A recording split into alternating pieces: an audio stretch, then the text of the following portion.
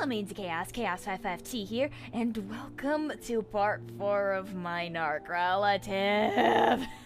The reason why I sound constipated is because the deeper we go, the darker it gets, just like an abyss. Now heads up, what you're about to hear has happened fairly recently, within about a 1 to 2 year span. Richard tried to make me cheat on my boyfriend. Yep, don't need to check your ears because you heard what you heard. Richard is a homewrecker. When Richard spots a couple that is far happier than them or their boyfriend, they'll scowl, complain, or even talk shit behind their backs. But it's a whole different story for me. When I fell head over heels for my husbando, Hayden, otherwise known as Bad Skeletime, Richard not surprisingly mocks me. That person's a liar. They don't actually exist. They're probably just a 45-year-old overweight man that wants to rape you. Or, that's nice, dearie. You're talking to voices in your head and now you've finally gone insane. So a few weeks after getting together with my boyfriend Hayden, every time a cute boy passes by, or at least what Richard dubs as cute, they point and said this. Look at that nice young man. They're probably stinking rich and Native American. Go and try to have sex with them and make sure you get pregnant. That way they have to marry you and you get all their riches.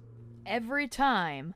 And every time after that, I explain that I'm already taken. And then they said this. Aw, but the voices in your head can't impregnate you and make you rich now, can it? And makes a fake-ass sarcastic pouty face. Of course, Richard was mocking me and saying that I was never going to meet Hayden in real life. Boom. So what now, Richard? Are you going to continue to say that Hayden is only a voice in my head? Fuck off. This next one involves my YouTube channel. Richard feels entitled to take all the credit of my succession from my YouTube channel, just because we're related. Whenever we went somewhere or tried to apply for something, Richard always has to bring up my YouTube channel as if it's his channel. Then whenever I did a comic dub on my YouTube channel and it gets a lot of views, they act like those viewers were meant for them and not for my videos. Of course, Richard always gloats about this to their boyfriend. Yeah, awesome, right? They're making like millions of views. I wonder how long it is before they finally give me a cut of the money. They act like I owe them money for making my channel. Here's another thing that ties into this. Richard took $300 out of my bank account without my consent. My hard-earned YouTube money down the drain just because we had a tiny dispute. Then after that, they forced me out of my phone service even though the boyfriend was willing to keep me in that phone service. Both of these I couldn't say no to. The reason? Richard threatened to take down my YouTube channel, turn off the internet, and force me to get an outside job. Only if I didn't comply. I begged Richard not to do any of that. Instead, quit whining and complaining like a little baby. If you don't do this, then goodbye YouTube, goodbye internet, and hello real job. Of course, I was going to tell their boyfriend about this, but you know. If you tell my boyfriend about this or anyone, then goodbye internet and hello real job. They've been doing this throughout the entire trip to my phone service. Of course, Richard's boyfriend didn't hear any of this because they took a different vehicle to the place. When the boyfriend was questioning why we were there, Richard says this. Oh, Chaos wanted to be a big girl. She wanted to pay for her own service. Yep, Richard lied to their boyfriend. And even after I complied with what Richard wanted, apparently that still wasn't good enough and they shut off the internet in their area, causing me to have no access to the internet and was forced to move back to my dad's house. Oh my god. We're at the last 2 things that Richard has done. These 2 things take the cake by a long shot. Both of these have something in common. Richard has tried to kill me and didn't care if I died from it. Now some of you I know are going to say this in the comments. Why can't you just call the police? Look, I wish I could call the cops on Richard. I wish that I could report them to the authorities. I wish that I could sue them. But I can't. Richard is one of those assholes that will lie through their fucking teeth and find a way to make it go their way. They would rather listen to a senile elderly asshole than a child that has been abused by them for 20 years. The first thing that Richard has done was purposely trying to get me into a heat stroke and die from it. It was the hottest day out of them all. Of course, Richard knew that. While we were in the car on our way home, Richard stopped the vehicle and told me, "Get out." I looked at him confused and I was like, what? Wait, why? "I want you to try to walk home. Now get out. I'm not going to move this car until you get out." Of course, he didn't stop on the side. No, he stopped in the middle of the fucking road where our line of cars started building up behind us, honking at their horns like crazy. "If you don't get out right now, I'm going to tell them that you're the cause of why I stopped the vehicle." Being the scared, confused person I was, I got out of the vehicle. Then Richard up and bolted it. Of course, I had no service on my phone, so I couldn't pull up a map of where the house was. So I had to wander out there for about an hour or two in a 120-degree weather town with no food, no water, and I was already tired as it is and wearing thick clothing. And you think that Richard didn't know that it was 120 degrees out today? Nope. They drove around the block about at least a couple times, gloating about how it's nice to be in an air-conditioned car. I was cracking up and crying, begging for them to get me back into the car and drive us home. Richard put on their shades and then shook their head. Nah. I quite like seeing you like this, you know? This lets you know how I felt when I was your age. Unemployed, no driver's license, no car, and having to walk home in crazy temperature weathers. So quit your whining. Oh, I got an idea.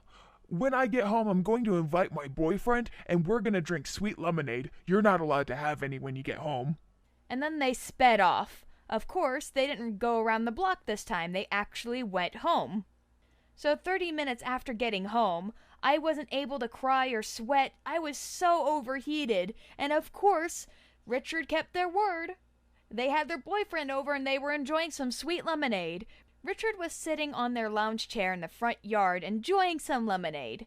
Of course, just like the smug asshole they were sarcastically saying, "How was your walk?" I told them to fuck off and immediately went into the restroom to take a cold shower. And of course, I actually passed out and threw up in the tub. I had the exact symptoms of heat stroke as I went into the fucking cold shower. I passed out in the shower once or twice and threw up in it. And the only witnesses who saw that were my friends that I got into a Skype call with on my phone. Yes, I didn't have any phone service, but the phone does allow me to hook up to the internet, which I ever so did when I got into the shower, just to talk to my friends and tell what happened. After my body temperature went down and I stopped passing out and throwing up in the tub, Richard came busting in despite me being bare-ass naked and talking to my friends, and lecturing me about how I'm over-exaggerating everything. I had to mute my friends, of course, because I didn't want them yelling and chewing out Richard, otherwise, goodbye internet, hello, real-life job kind of bullshit. Then when Richard finished and slammed the door, I got out, put on my clothes, and went into the living room. Apparently, from what Richard's boyfriend has told me, Richard called me an ungrateful child, and said to never believe what I said because it would either be over-exaggerated or a lie. Richard's boyfriend had some actual common sense and said that maybe I should go see a doctor and go to the hospital. Richard comes in going like, "Make sure that you call an ambulance and not drive her over there because she needs to pay some type of bill, and an ambulance bill should do."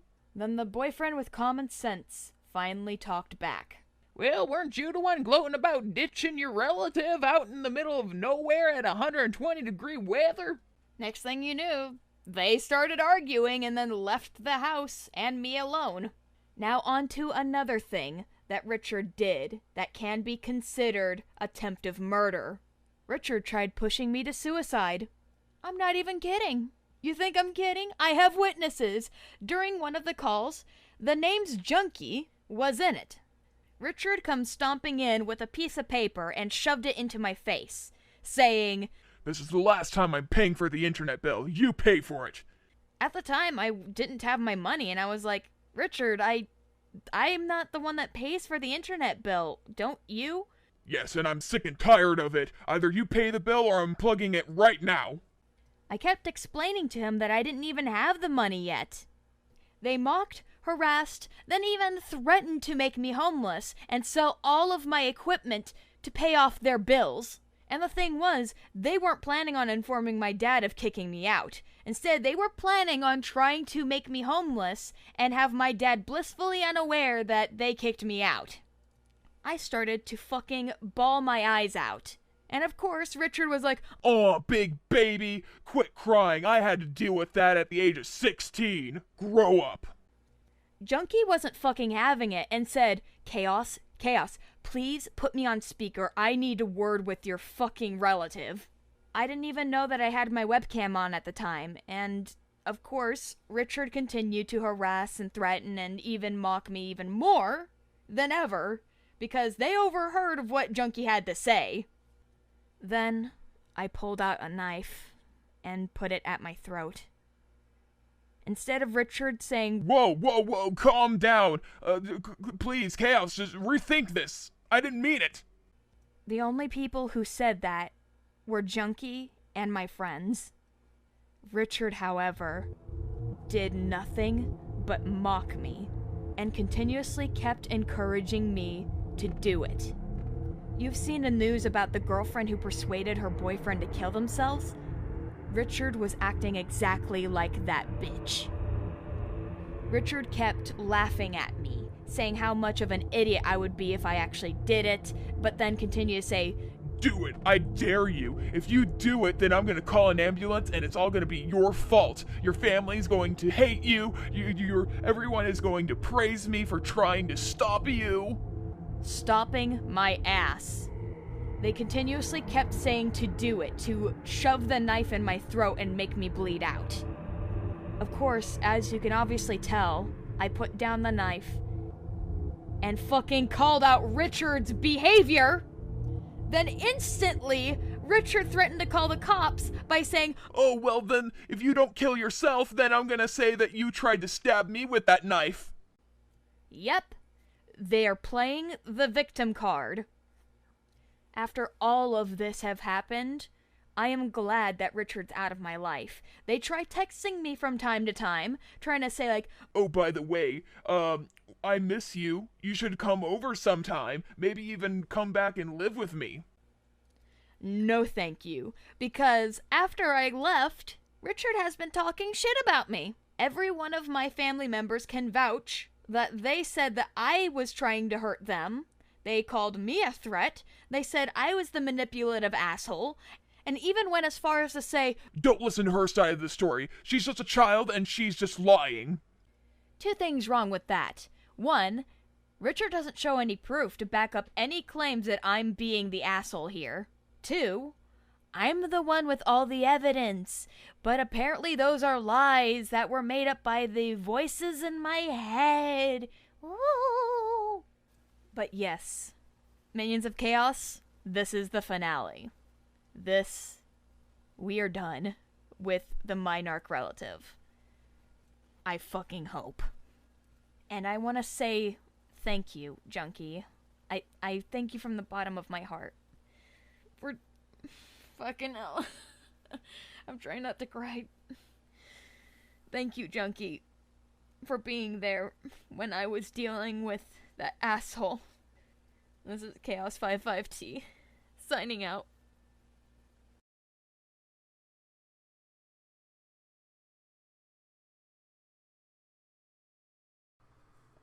Honestly, I think it was just a very dark time for Chaos's whole channel and life in general when she was living with the narc relative.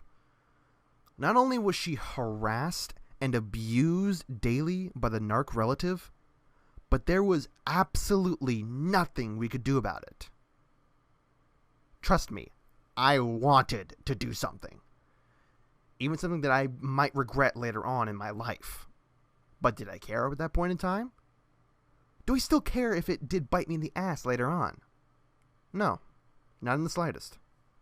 Sure, it may be irrational to some, but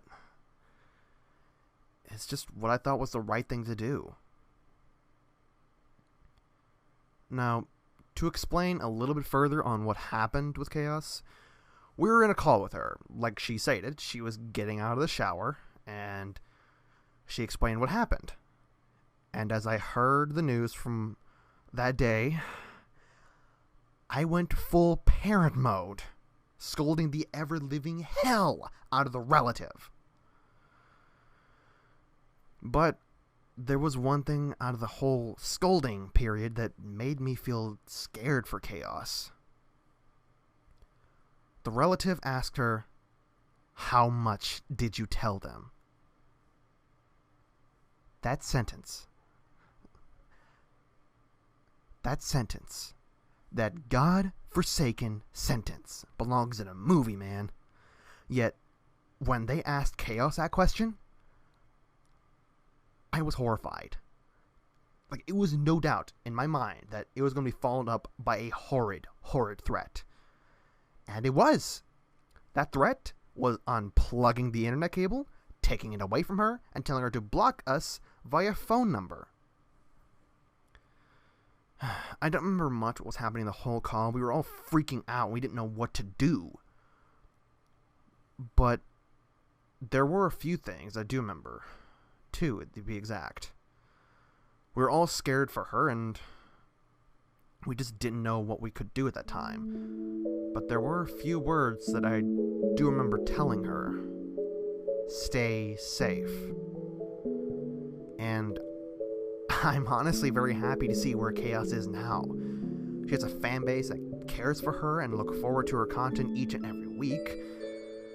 And I can't be, like I said, any happier than where she is right now.